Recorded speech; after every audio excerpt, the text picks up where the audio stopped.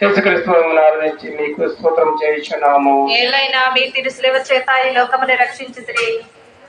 ప్రభు శరీరమును సమాధి ప్రోత్సాహం చేయుటకు శిష్యులు మోసుకొని పోవటను, వారి పరిశుద్ధ తల్లి వెంబడిపోయి ఆ తిరుశరీరము తానే సమాధిలో క్రమపరచుటను, అటు వెనుక వారు సమాధిని మూసి అందరూ వెడలిపోవడను యోచించదము గాక.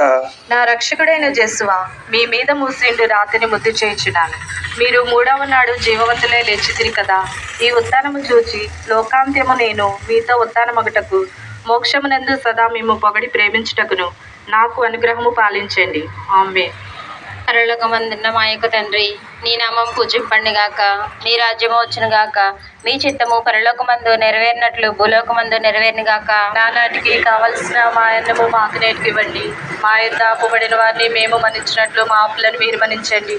మమ్ము శోధన ఎందు ప్రవేశింపనివ్వక కీళ్ళొండి మమ్ము రక్షించండి. ఆమేన్. దేవర ప్రసాదం చేత నిండిన మరియమ్మ వందనము.